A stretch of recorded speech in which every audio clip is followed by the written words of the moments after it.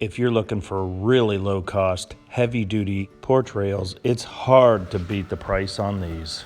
These treated landscaping timbers are really straight and a lot cheaper than 2x4s. These are hefty and kind of have that log cabin look. They're really easy to make, so I'll show you how to do it. We're gonna put some rails here on this porch. So we're gonna add some 6x6 posts. You could go thinner, but I like the thicker look. So make sure that everything is plumb and square. Then we're gonna measure and cut the top and bottom rails. So you want them to fit nice and comfortable. A chop saw works really good with this type of lumber. Next, to get all the uprights exactly the right size, I'll make a jig. So instead of measuring, I bring it right up to the block and cut. It is so much easier if they're all exactly the right size. And a jig like this makes them exact. You'll want to check your local codes for the spacing between these. Our gap can't exceed 4¼ inches, so I make these 4-inch spacers to make it really easy. Then I'll shim it off the ground about 1/2 inch using a piece of plywood. These timberlock screws do a really good job of fastening these together, and they even come with a bit to drive them in.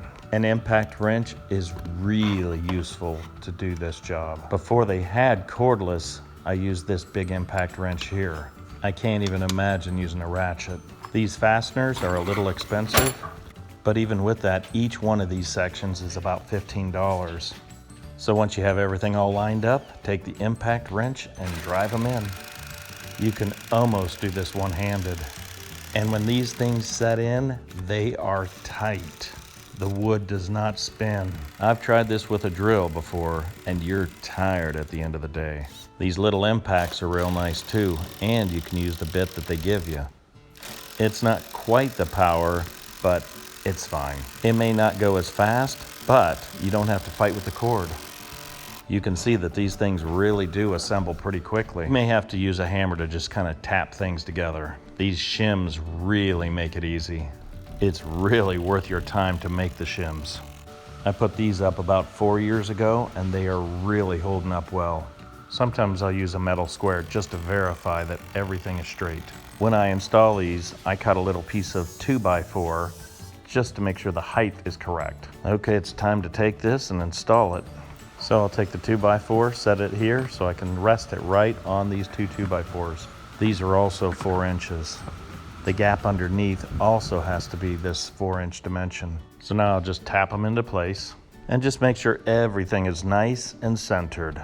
It's nice if it fits in tight, but if there's a gap, you can use shims. So I use decking screws to make sure everything is nice and secure. I just put them in at an angle. I put them in everywhere I can. These really secure them in nice and tight. So I bury the head in pretty good.